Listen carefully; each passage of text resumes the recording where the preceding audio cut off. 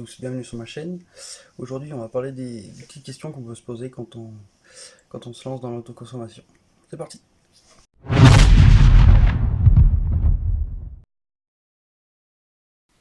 Re les amis, on se retrouve avec un petit diapo que je vous ai fait.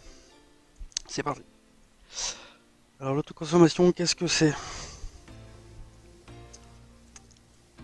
Alors, l'autoconsommation, c'est quoi? Pour qui?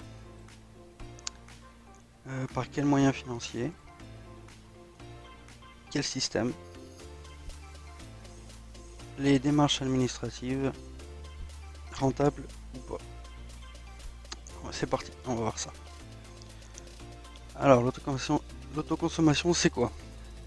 Un moyen quelconque de devenir autonome sur un point, que ce soit solaire, pour l'eau, n'importe quoi, donc plus précisément en électricité par le biais d'une installation photovoltaïque. Pour qui?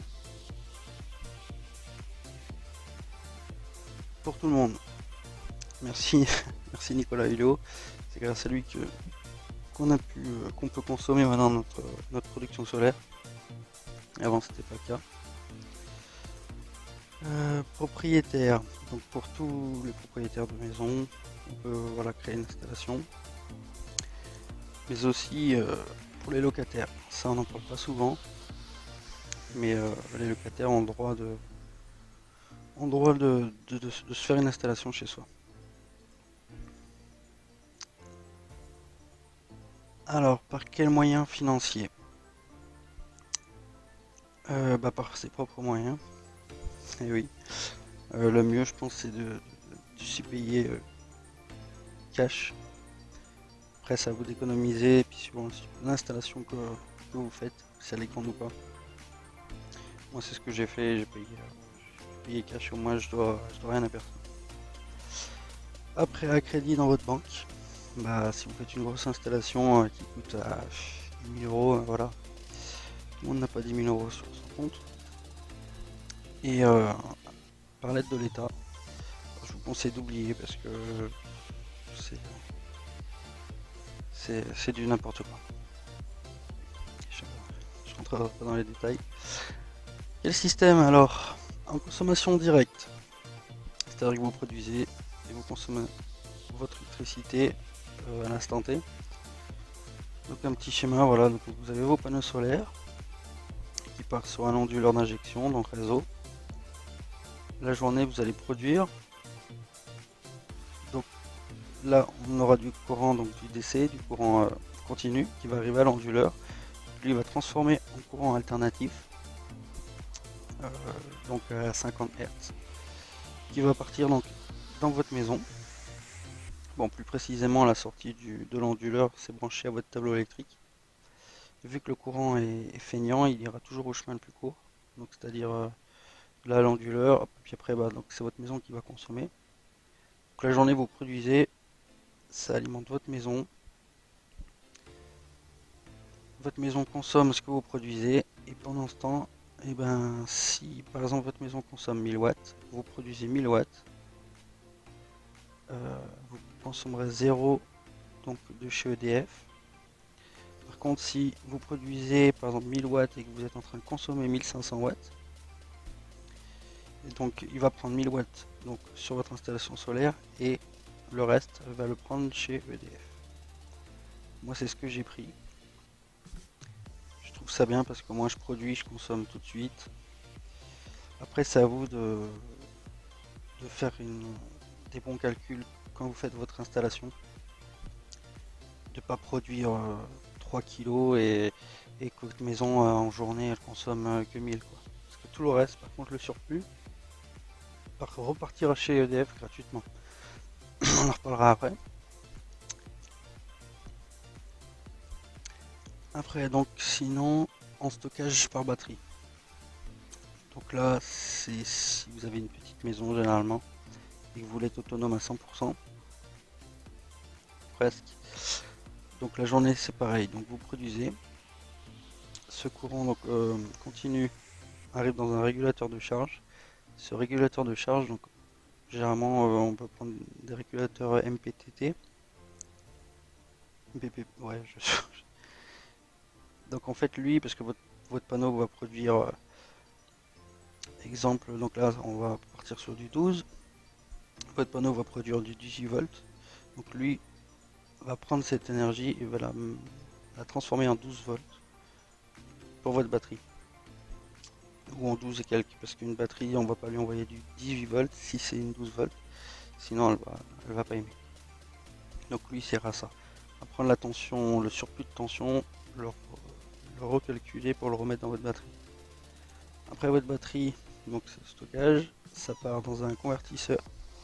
Lui, il va prendre donc le 12 pour le transformer en 220.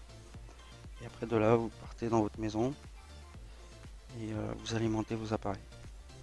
Donc là, c'est un peu plus complexe parce que suivant la consommation de votre maison, c'est ce qui va faire le nombre de batteries pour pouvoir pour que la nuit vous puissiez avoir assez de courant pour alimenter tout ça. Après, il y a des sites qui sont faits pour ça, pour calculer comme Watt Unit. Je mettrai le lien dans la description, qui est fait, qui calcule donc par rapport au nombre de panneaux où vous êtes. Et donc après, vous rentrez tout l'électroménager que vous avez chez vous et ça va vous donner le nombre de batteries, l'ampérage qu'il faudrait avoir. Après, euh, les démarches administratives. Alors pour une installation sur un toit, généralement c'est les propriétaires qui vont faire ça. Une demande d'autorisation en mairie pour la pose sur toiture. Parce qu'on fait pas n'importe quoi, c'est comme si vous créez une ouverture de fenêtre. Il faut faire une demande. Bon, qui est généralement qui est acceptée, hein. Après, donc se renseigner si votre assurance couvre l'installation pour assurer vos panneaux. Après, donc ouais, souvent les assurances le couvrent déjà d'origine dans votre contrat maison et jusqu'à 3 kW. Donc ça va. Souscrire un contrat de production solaire avec non-revente de surplus avec Enedis. Ce que je vous disais tout à l'heure, si vous allez trop produire et pas assez consommer, le surplus va partir chez EDF. Et donc en gros, avec ce contrat, vous acceptez de leur donner le surplus en échange de consommer votre courant. D'où l'intérêt de bien calibrer le nombre de panneaux. Pour les locataires, alors, autorisation écrite de votre propriétaire qui vous autorise à créer une installation temporaire au sol. Donc temporaire au sol, j'insiste bien là-dessus. Donc pas sur un toit. Ça m'étonnerait qu'ils soient d'accord. Moi c'est ce que j'ai fait, donc j'ai fait au sol avec une structure. Si votre installation ne dépasse pas 1,80 m de hauteur, donc pas besoin de demander une autorisation en mairie. Voilà, c'est un texte de loi qui le dit.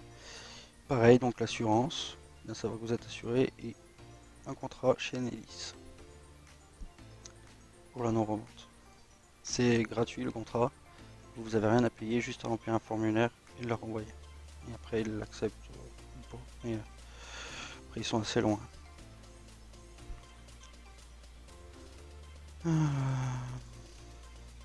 Ok.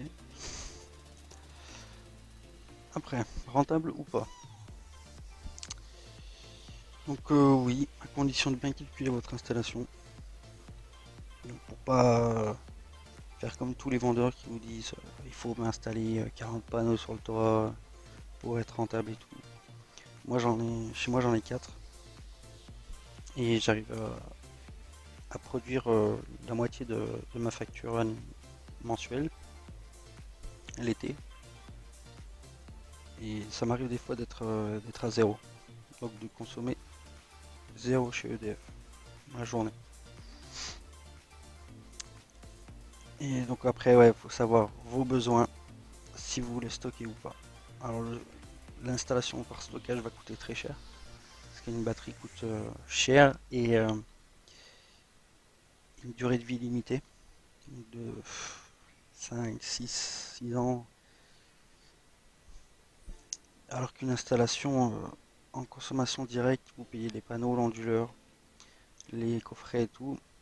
Et généralement, si vous calculez bien, ce sera assez vite rentable. Moi, mes 4 panneaux, mon onduleur et tous mes coffrets, c'est rentabilisé en 2 ans. Donc voilà, tout se calcule avant. Après, il y a plein de documents sur internet qui vous expliquent comment calculer. Donc n'hésitez pas à aller voir. Donc n'hésitez pas à vous lancer. J'espère que ce tuto vous aura aidé. Si vous avez des questions, n'hésitez pas à me les mettre en commentaire. Et bonne chance à vous. Ciao, ciao.